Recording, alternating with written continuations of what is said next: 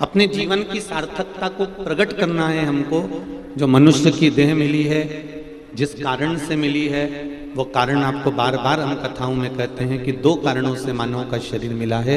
एक भगवान का भजन करने के लिए और दूसरे नंबर पर है अपने कर्म का भोग भोगने के लिए। ये दो कारण हमारे जीवन में हैं और इन दोनों कारणों से हमें जो मानव की देह मिली है, इस मानव की देह को हमें परमात्मा की भक्ति के साथ में अपना कर्म करते हुए अपने कर्म से हमको पीछे नहीं हटना है।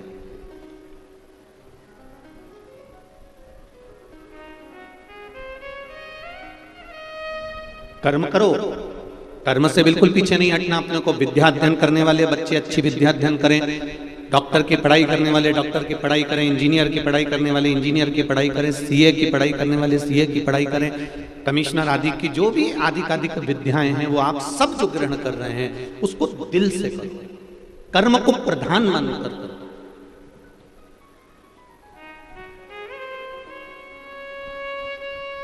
पर कर्म को प्रधान मानकर अगर आप आगे बढ़ रहे हो और कर रहे हो तो उसमें एक काम जरूर करना कि अपने कर्म के साथ में विश्वास को भी जागृत रखना।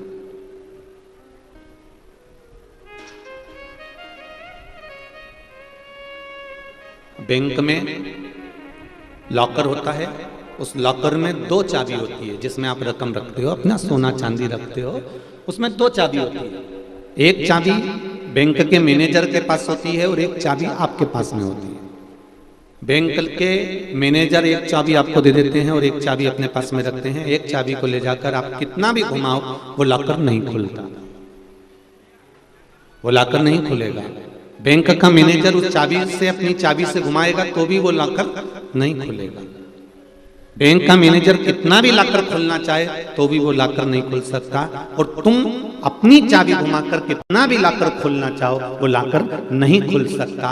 लॉकर बैंक का मैनेजर कहता है कि एक काम करो, पहले तुम अपनी चाबी घुमा दो और फिर मैं अपनी चाबी लगाकर चले जाता हूं, या मैनेजर कहेगा मैं अपनी चाबी पहले लगा देता हूं फिर आप अपनी चाबी लगा दो। शिव पुराण कहती है कि कर्म की चाबी हमारे पास में, हम कर्म की चाबी को घुमाते रहें घुमाते रहें घुमाते रहें, लाकर को खोलते रहें, कर्म करते रहें। कर्म की चाबी को घुमाना हमारा काम है और भाग्य की चाबी को घुमाना महादेव का काम है। वो आएगा और चाबी घुमाकर चले जाएगा, वो आएगा और चाबी घुमाएगा। आप कर्म की चाबी घुमाइए, और आप अगर कर्म की चाबी घुमाते रहोगे, आप कर्म करते रहोगे तो एक ना एक दिन भाग्य की चाबी तो मेरा महादेव घुमा कर ही रहेगा, ये निश्चित है। जैसे बैंक के लॉकर में दो चाबी होती है, एक चाबी आपके पास है, एक चाबी मैनेजर के पास है। आप अपनी चाबी को घुमाते जाओ घुमाते जाओ घुमाते जाओ, मैनेजर आएगा चाबी घुमाएगा, लॉकर खुल जाएगा। उसी तरह हमारे को अपना कर्म करना है, कर्म से पीछे नहीं हटना। मेरा बेटियों से भी निवेदन है, आप अगर विद्या अध्ययन कर रही हो, अपना काम कर रही हो, अपना कर्म कर रही हो, तो मेरी बेटियों से निवेदन है, चाहे कितना भी कोई कितना भी रंग ढंग दिखाए, चाहे कोई कितना भी रूप रंग दिखाए, चाहे कोई कितना भी अपनी बॉडी शॉडी दिखाए, मेरा पढ़ने वाली बेटियों से निवेदन है तुम अपने कर्म को करते रहना, इनकी ओर ध्यान मत देना, नहीं तो मालूम पड़े आड़े टेढ़े के चक्कर में फंस जाओगी और जिंदगी नरक कर बैठोगे। अपने कर्म की चाबी को घुमाते रहो, अपनी विद्या अध्ययन करते रहो।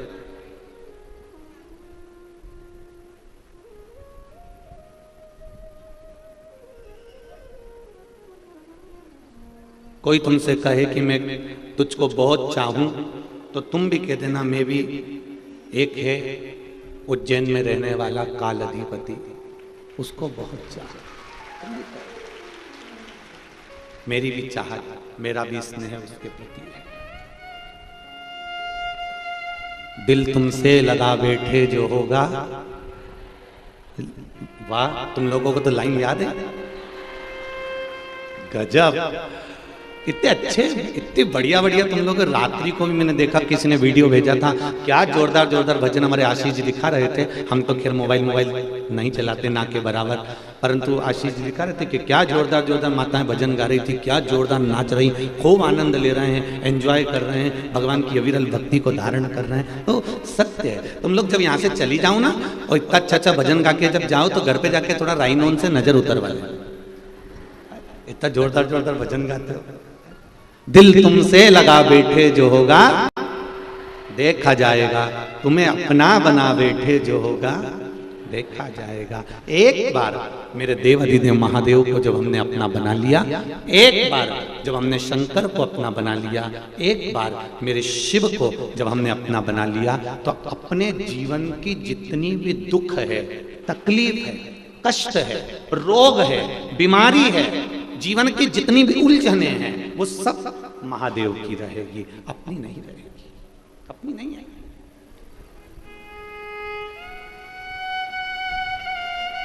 अपनी उलझने समाप्त। देखो आप जिससे प्रेम करते हो ना, स्नेह करते हो ना, तो आपके मोबाइल का बैलेंस भी वही डलवाता है।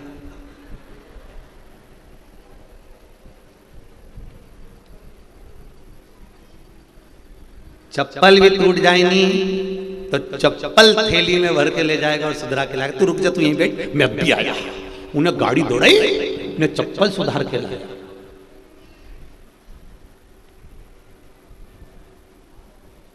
घड़ी खराब हो गई तो फिर वो घड़ी वाली की दुकान पे ले गया। मोबाइल कहीं घूम गया तो उसने 50,000 का मोबाइल दिला दिया। जिससे प्रेम करा, स्नेह करा, उसने तुम्हारा खर्चा उठाना प्रारंभ किया। जरा विचार करना, केवल एक संसार के मनुष्य से प्रेम किया तो उसने केवल तुम्हारा खर्चा 2 साल 3 साल जब तक शादी नहीं हुई तब तक उठाया। पर एक बार अगर मेरे महादेव से प्रेम कर लिया तो उसने जिंदगी भर का बोझ उठा लिया, जीवन भर का।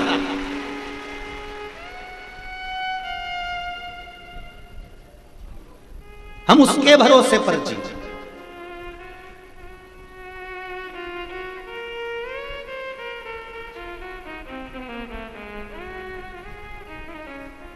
इस कली काल में, संसार सागर में, आज के समय में जिसका पुत्र अच्छा है, समझ लेना कि उसने जिंदगी में जो पुण्य करा था वो अच्छा करा था।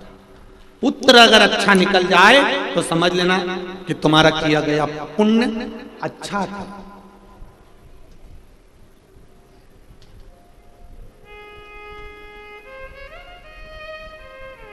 नहीं तो आज के जमाने में घर के बुढ़े, घर के बुजुर्ग चलते हैं वॉकर लेकर और घर के पुत्र चलते हैं कुत्ते की सांकल लेकर।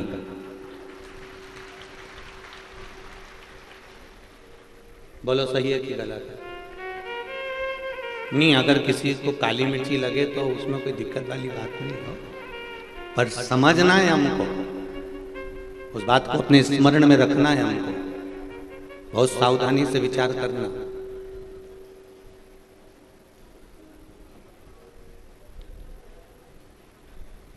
घर के बुजुर्ग, आज के जमाने में घर के बुजुर्ग चलते हैं वाकर लेकर और घर के पुत्र चलते हैं कुत्ते की सांकल लेकर।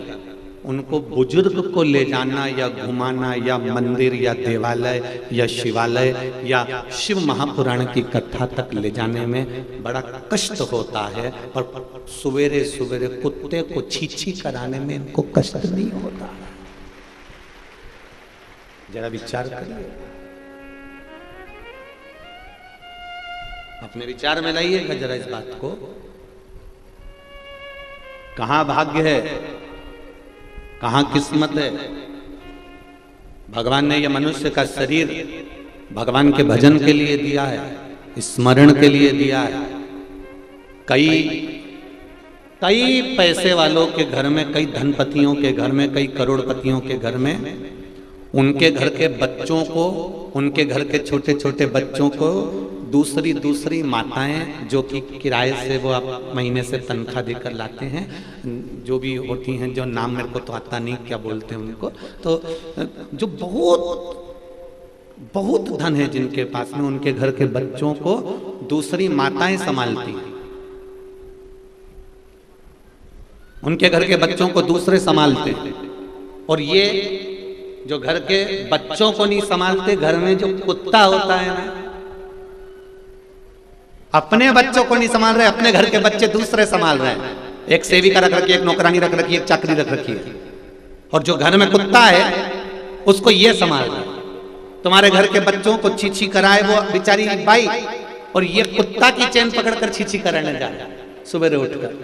ये किस्मत, ये भाग्य। जरा विचार करिए, क्या भगवान ने केवल तुमको इसलिए जन्म दिया कि ब्रह्म मुहूर्त में उठना और सवेरे से उठकर तुम बस केवल कुत्ते के पीछे जाना? हमारा वेद और हमारा शास्त्र कहता है कि सुबह उठकर वेद और शास्त्रों के पीछे चलिए, सुबह उठकर भगवान के मंदिर की ओर चलिए, सुबह उठकर माता पिता के कमरे की ओर चलिए, सुबह उठकर गुरु के द्वार की ओर चलिए, सुबह उठकर कहीं परमात्मा की चौखट पर चलिए। हमारा शास्त्र सतमार्ग बता रहा है कि भगवान के पीछे चलो। भगवान ये हमारा शास्त्र नहीं कह रहा है कि सुबह उठकर कुत्ते के पीछे चलो।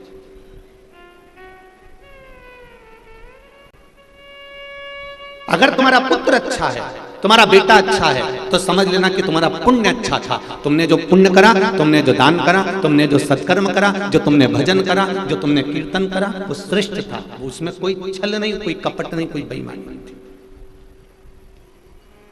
पुण्य श्रेष्ठ था।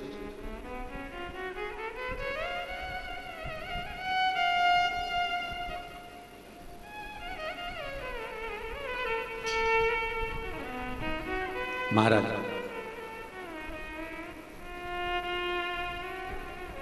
कान में कुंडल पहनो मना नहीं है, पर कान नहीं कटना चाहिए। नाक में नथनी पहनो मना नहीं है, पर नाक नहीं कटना चाहिए।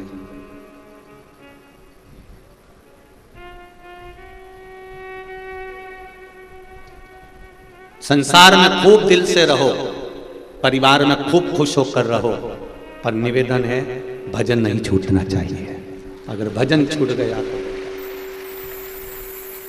रहो संसार सागर में, खूब अलमस्त होकर रहो। जितने खुश होकर रह सकते हो उतने खुश होकर रहिए, जितनी अलमस्ती से रह सकते हो उतनी अलमस्ती से रहिए। ये मानव का शरीर केवल रोने के लिए नहीं मिला है या बोझा ढोने के लिए नहीं मिला है। ये मानव का शरीर भगवान का भजन करने के लिए, स्मरण करने के लिए मिला है। इसको सतमार्ग की ओर लेकर चलिए।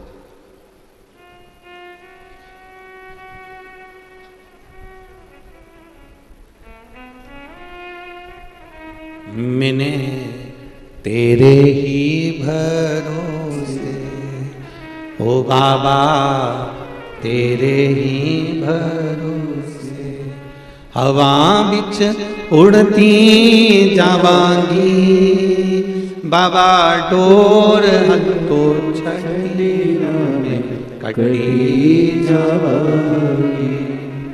भोले मैं तेरी पतंग, सतगुरु में तेरी पतंग, हवा बिच उड़ती जावांगी, बाबा डोर हथो छड़ी ना में कटी जावांगी।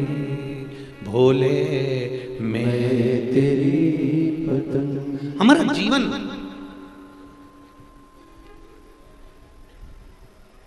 रोकर हमें इस जिंदगी को नहीं जीना है। थोड़ा सा दुख आया, थोड़ी सी तकलीफ आई, थोड़ा सा कष्ट आया, थोड़ी सी बीमारी आई और तुम रोने लगे। कई लोग कोरोना महामारी में चले गए, जवान की जवान चले गए। उनकी पत्नियों ने, उनके घर के बच्चों ने भगवान को पोटली में बांधकर उठा के अलमारी पे रख दिया। हमने पूछा क्यों, किस लिए? तुमने ये भगवान को बांधकर अलमारी के ऊपर क्यों रख दिया? मेरा तो विश्वास उठ गया भगवान पे से।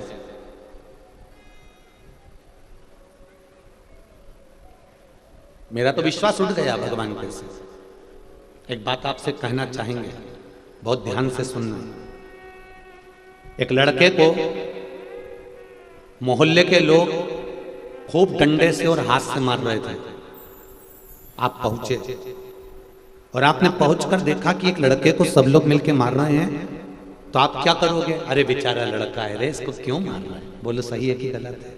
ये बेचारा लड़का, एक अकेला लड़का, और पूरे मोहल्ले के लोग मार रहे हैं, कोई डंडे से, कोई जूते से, कोई चप्पल से, कोई बताओ मारे जा रहे हैं।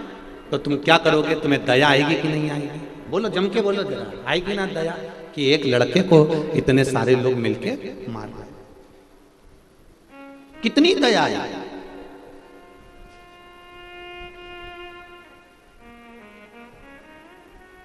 तुम्हारी आंख में आंसू भी आ जाएंगे कि एक लड़के को इतने सारे लोग मिलके मार रहे हैं।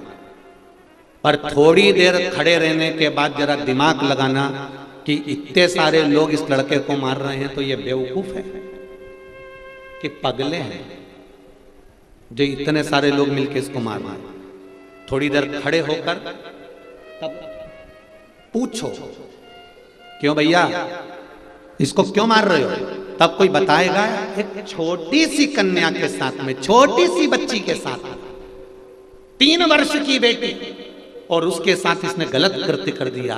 अब तुम क्या करोगी? तुम भी पांव में से चप्पल निकाल के और 2-4 दोगी कि नहीं दोगी? अरे बोलो तो जम के कि एक छोटी सी कन्या के साथ में, छोटी सी बच्ची के साथ में गलत कर्म कर रहा, तुमने उठाया और तुमने भी मारना चालू कर दिया।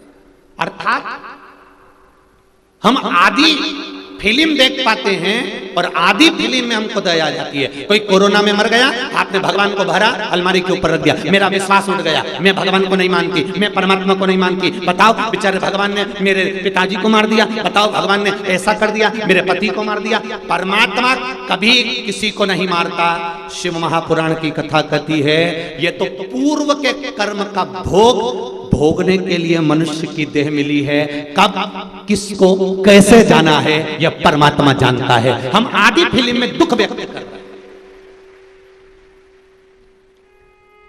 हम तो बस जाके खड़े हुए और हमें लड़के पर दया आ गई, इसको बताओ क्यों मार रहे हैं? उसी तरह हमको दया आ गई, मेरा पति चले गया, मेरा पिता चले गया, मेरा भाई चले गया, मेरा कुटुंब भी चले गया, भगवान ने ऐसा कर दिया, मैंने तो भगवान की इतनी पूजन करी थी, मैंने तो इतनी आराधना करी थी। तुमने सब कुछ करा, पर तुम आधी फिल्म देख रहे हो। तुम्हें इससे पहले का नहीं मालूम कि इसके पहले जो जन्म हुआ था, उस जन्म में इसने क्या करा था, ये तुमको नहीं है अंदाजा। उस कर्म के कारण मनुष्य को भोगना है और भोगने के बाद परमात्मा के द्वार जाना है। जन्म, मरण और परण, ये 3 मेरे महादेव के हाथ में हैं। कब किसको प्राण लेना है, कब किसको प्राण देना है और कब किसका विवाह करवाना है, ये महादेव जानते हैं। हमें इसका अंदाजा नहीं रहता। हम तो दुख मनाते हैं, पिताजी चले गए, हमें दुख मनाना पड़ता है कि पति चले गए, हमें दुख मनाना पड़ता है कि पत्नी चली गई, हमें दुख मनाना पड़ता है कि ये चले गया, हमें दुख मनाना पड़ रहा है कि ये चले गया। पर हमें अंदाजा नहीं है कि पूर्व का कर्म का भोग इसने भोगा है और कर्म का भोग भोगने के बाद ये गया है।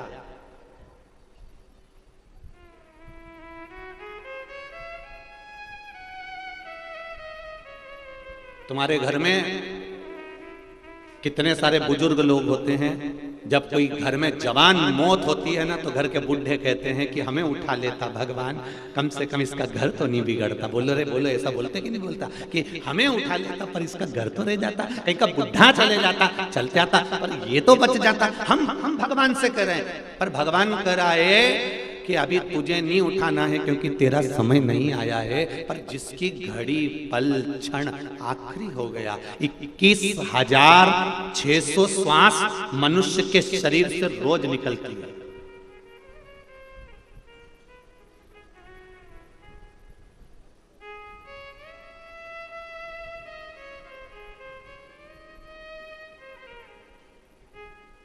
रोज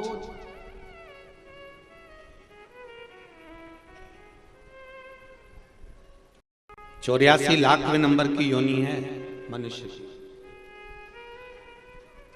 कौन सा नंबर पे हो? 84 लाख योनियां काटने के बाद ये मानव की देह मिली है। ये निंदा करने के लिए या चुगली करने के लिए या बुराई करने के लिए या गलत काम करने के लिए नहीं मिली। 84 लाख योनियों के धक्के खाने के बाद मानव का शरीर मिला है। 83 लाख 99,999 योनियां छोड़ने के बाद 84,00,000वें नंबर की योनि है मनुष्य की। इतनी योनियां निकली तब ये मानव का शरीर मिला। कितने कीमती हो तुम सब, जरा विचार तो करो। कोहे नूर हीरा जो हीरे वाले की दुकान पर रहता है, सोने वाले की दुकान पर सोना रहता है, उसके पास में जो हीरा रहता है वो हीरे की कीमत भी तुम्हारे आगे शून्य है, क्योंकि तुम्हारी कीमत 83,99,999 योनि काटने के बाद ये 84,00,000 भी योनि मिली है। उसको पहचानो कि मानव का शरीर कितना कीमती है, ये मानव का शरीर कितना आनंदित है। जरा सा गुस्सा आया, किसी ने कुछ कह दिया और तुमने तुरंत गुस्से में आके मैं तो मर जाऊं तो अच्छा, और चली गई मैं पानी में डूबने के लिए, तालाब में मरने के लिए। एक निवेदन है, अगर मरने का प्लान भी आए ना तो पहले विचार करो कि पानी में डूब के मरना तो ओल्ड फैशन है, रेल के नीचे मरना ओल्ड फैशन है, दवाई खा के मर जाना ये भी ओल्ड फैशन है। आज का तो न्यू फैशन का जमाना है, तो मरने का भी नया फैशन निकालो।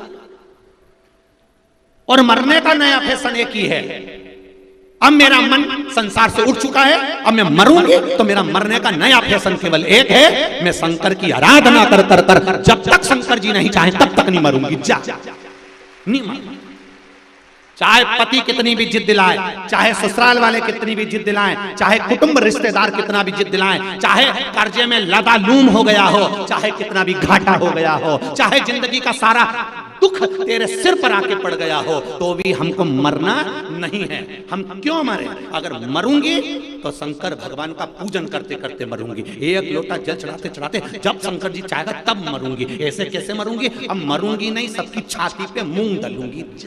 नहीं मरना, प्लानिंग चेंज। क्यों मरे हम?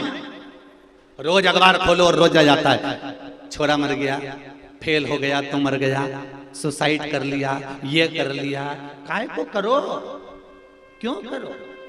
जो ज्यादा तुम्हें तकलीफ दे तुम उतना उसके सामने पेंसिल से लाइन खींच के डेंटिंग पेंटिंग करके फिर जा ले जा। नहीं मरूं अभी मैं, मरना ही नहीं। जरा सा पति ने चिल्ला दिया, जरा सा घर में सास ससुर ने कुछ बोल दिया और तुमने अपना बैग उठाया और मायके चली गई। काय को जाऊं? तुम्हारे पिताजी ने दिल से तुमको विदा करा है, उस पिता को ससुराल की जरा जरा सी बात बताओगे तो पिता कितना दुखी होगा, जरा विचार करिए। बाबुल कितना दुखी होगा, जरा विचार करिए। नहीं जाना, जरा जरा सा विवाद हो तो भी अपन को अपने मायके नहीं जाना, यहीं रहूंगी मैं तो बस। और जितनी ज्यादा लड़ाई हो उतनी जोरदार रोटी बनाओ और उसमें घी लगा के नमक मिर्ची डाल के खा जा।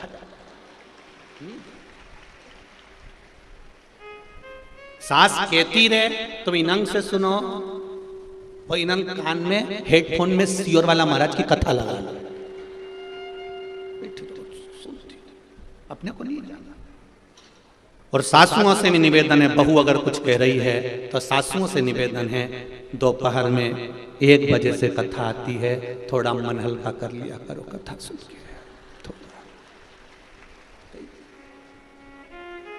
अभी ये कथा पूरी हो जाएगी कल 13 तारीख को।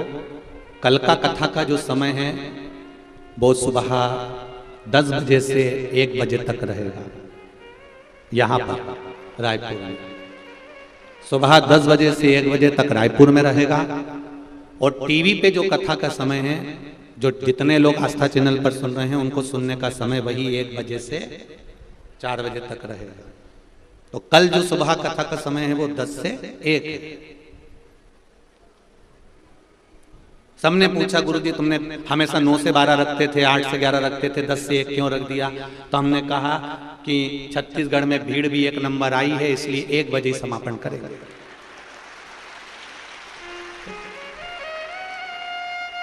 10 से 1 कथा का समय रहेगा।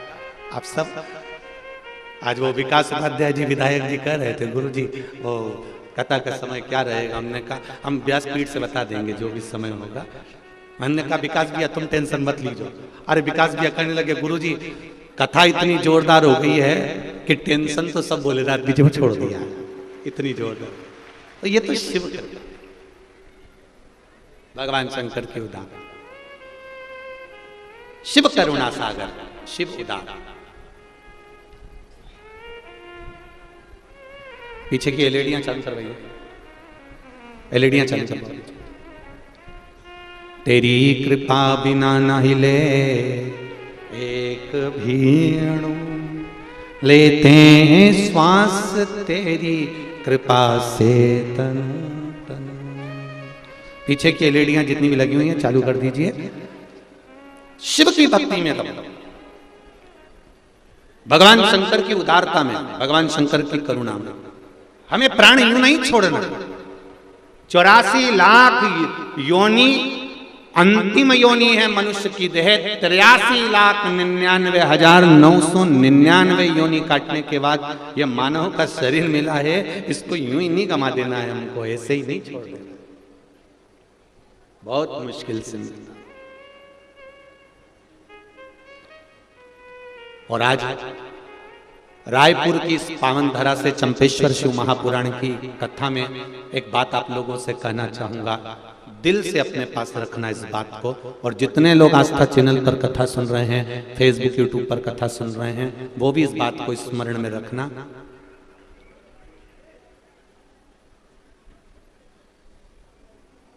जिसको आपने समय दिया, जिसको आपने समय दिया,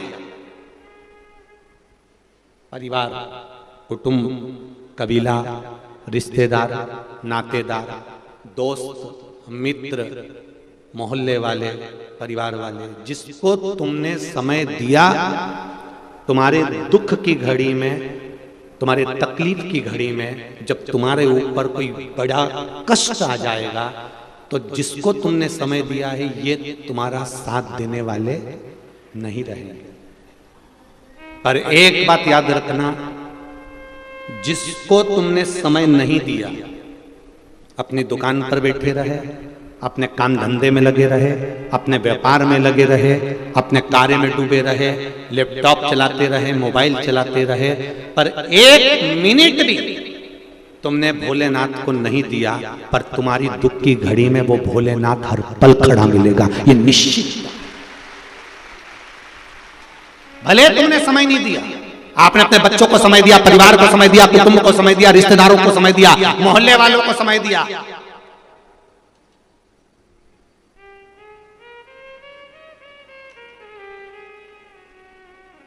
सबको समय दिया, पर भगवान के मंदिर जाने का समय नहीं है आपके पास में। एक लोटा जल शिव जी को चढ़ाने का समय नहीं है आपके पास में। आपको कहां जाना है आप पहले से निश्चित कर लेते हो। आपको क्या खाना है पहले से निश्चित कर लेते हो। मैं रायपुर जाऊंगी, वहां जाऊंगी, बाजार में जाके चौपाटी पे चाट खाऊंगी, मेरे मन में ये आया, मेरे मन में वो आया। तुम्हें क्या करना है ये तुमने पहले सोच कर रखा है। तुम अपना समय परिवार को, कुटुंब को, नातों को, रिश्तों को कमाने में, व्यापार में, व्यवसाय में, सब में लगा सकते हो। पर आपके पास में समय नहीं है तो देवाधिदेव महादेव को एक लोटा जल चढ़ाने का नहीं है। माताएं अपने अपने पतियों से कहती हैं मंदिर चले जाया करो, मेरे पास में समय नहीं है, अभी व्यापार का समय, शादी का सीजन चालू हो जाएगा, दिवाली का सीजन चालू हो जाएगा, होली का सीजन चालू हो जाएगा। सीजन तो चलता रहेगा, पर यह श्वास कब रुक जाएगी? 21,600 श्वास में से कौन सी श्वास आखिरी हो जाएगी ये किसको मालूम? ये किसको पता है कि कौन सी श्वास आखिरी है हमारी, कौन सा पल, कौन सी घड़ी आखिरी है हमारी? कमा कमा कर जोड़ कर छोड़ कर जाओगे, आखिरी में इतना बड़ा फोटो दीवार पे चिपक जाएगा और उस पे प्लास्टिक के फूल की माला टंग जाएगी। और वो माला भी जब तुम्हारे यहाँ पंखा चलेगा तो वो माला भी हवा में ऐसी हिलेगी। माला इसलिए हिलेगी कि वो मरी हुई जो अम्मा है ना, जो मरा हुआ बब्बा है ना, जो मर गए, वो भी माला हिलाकर हुंकारा भर रहे हैं कि हम भी ऐसी दुकान से आते थे, घर पे आके सो जाते थे, कमा कमा के मर गए, आखिरी में यहाँ टंग गए। निवेदन है, टंगना सबको है, चाहे वो सीहोर वाला महाराज हो, चाहे तुम हो, सब टंगेंगे, ये पक्का है। पर टंगने से पहले एक काम करो, शंकर भगवान के मंदिर जाना प्रारंभ करो, एक लोटा जल चढ़ाना प्रारंभ करो, शिव की आराधना करना प्रारंभ करो, भगवान की भक्ति करना प्रारंभ करो। क्यों? क्योंकि ये सब तो पूरे रिश्ते नाते कुटुंब कबीले तो शमशान में जब आग लगेगी, आग लगाने के बाद में आप और इनका संबंध खत्म हो जाएगा। तब आखिरी का संबंध तो वो भोलेनाथ ही निभाएगा। सब आग लगा के चले जाएंगे शमशान में, तुम भी अकेले और महादेव भी अकेले। शमशान में किसका निवास है? शंकर भगवान को उनके ससुर दक्ष प्रजापति ने श्राप दिया था, शिव मैं तुम्हें श्राप देता हूं कि तुम शमशान में निवास करोगे। शमशान में मेरे भोलेनाथ का निवास है, शंकर भगवान का निवास है। आखिरी में अंतिम समय पर अगर कोई साथ देने वाला है, सब आग लगाकर चले जाएंगे, लकड़ी कंडा सब डालकर चले जाएंगे। फिर तीसरे के दिन आएंगे, 3 दिन बाद। अब इस 3 दिन में तेरा क्या होगा रे कालिया, जरा विचार कर। ये 3 दिन में होगा क्या?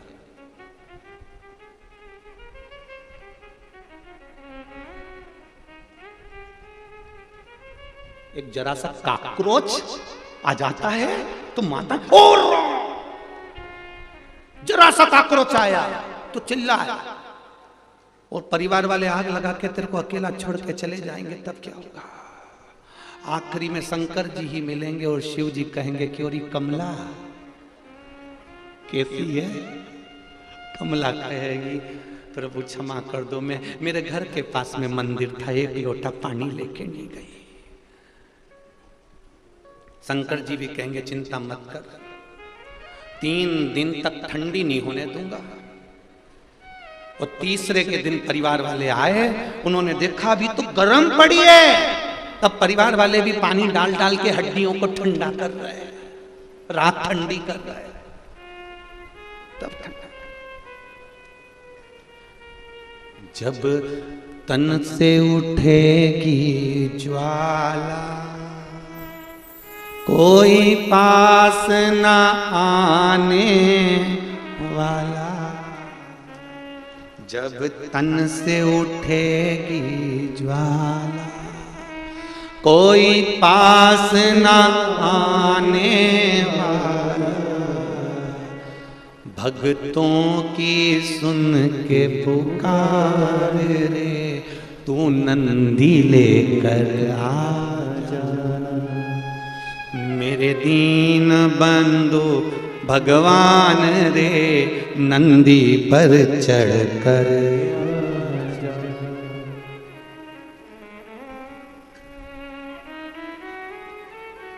अंत समय प्रभु आना पड़ेगा, वचन दिया तो निभाना पड़ेगा। आए ना आए प्रभु कुटुंब कबीरा, अंत समय प्रभु आना पड़ेगा। कोई आए ना आए, पर ये निश्चित है अंत समय में जो तुमने अच्छा कर्म किया है, अंत समय में जो तुमने भजन किया है। आज आप आस्था चैनल के सामने बैठकर फेसबुक यूट्यूब पर, और इतनी भारी तादाद में, इतनी भारी संख्या में, लाखों की संख्या में आप लोग यहां पहुंचे। अभी आदरणीय राज्यसभा सांसद जी कह रही थी कि इतनी भीड़, इतना जन सैलाब इस राजधानी में पहली बार देखने को मिला है। ये आपका स्नेह, ये आपका प्रेम, ये आपकी करुणा, आपका वात्सल्य शिव जी के प्रति। और जिसमें कल हमने यहां से कह भी दिया था कि सब अपने अपने घर से कथा सुनना, क्या पता तुम लोग उल्टा सुन लिए। हमने बोला था घर से कथा सुनना, तुमने उल्टा सुन लिया हो कि यहीं आके सुनना। अब पहले दिन, दूसरे दिन और तीसरे दिन जितने आए थे, वो 3 दिन के एक साथ इकट्ठे होकर दुगने होकर आ जा गए। बड़ी आफत है तुम्हारे। निवेदन है अपने अपने घर से, भीड़ बहुत मात्रा में है, यहाँ बैठने और खड़े होने का भी जगह नहीं, तो आप आराम से अपने घर पर टीवी के सामने और कथा को सुनो। हाँ, जितने लोग आ रहे हैं अब यहाँ ना पहुँचकर प्रयास करिए कि अब आप कानपुर में जो new highway city GT road Kalyanpur, Kanpur में जो कथा 16 तारीख से होने वाली है 22 तारीख तक, दोपहर में 2 बजे से 5 बजे तक आप उसमें पहुंच जाओ, मना नहीं, पर सुनो, दिल से सुनो। ये मौका मिला है अपने जीवन को सार्थक करने का।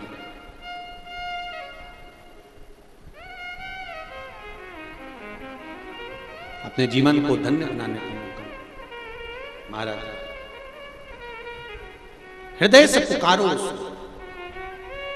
ये मानव का जो शरीर है, मनुष्य की जो देह है, मानव का शरीर जो मिला है वो बड़ा मुश्किल से मिला है, बड़ा मुश्किल। और जितना भजन करोगे, जितना उसमें मन लगाओगे, उतना वो सवार लेगा। एक पत्र आया, देखिए।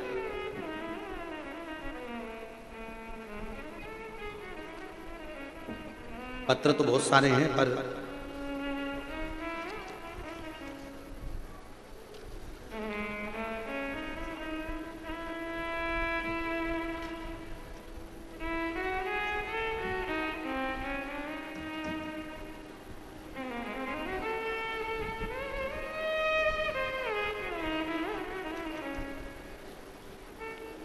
मैं आरती साहू, ग्राम रावणगुड़ा, धमतरी, छत्तीसगढ़ से आई हूँ।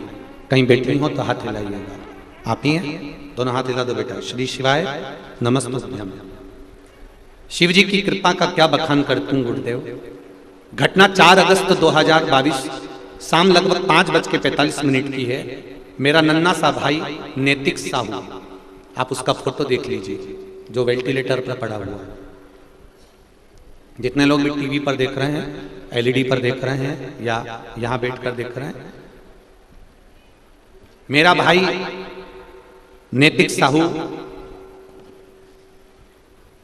जो कि 3 वर्ष का है, पता नहीं कैसे तालाब में डूब गया। किसी को कोई खबर नहीं। वो तो शिव जी की असीम कृपा थी।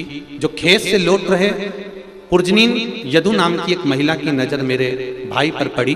देखा कि एक बच्चा ना जाने कब से औंधे मुंह पानी में तैर रहा है, पड़ा हुआ है। इसमें कोई अचेतता नहीं है, ये मर चुका है। घबराहट में बच्चे को पानी से बाहर निकालने की हिम्मत नहीं जुटा पाई तथा आनंद फानन में नजदीक के ही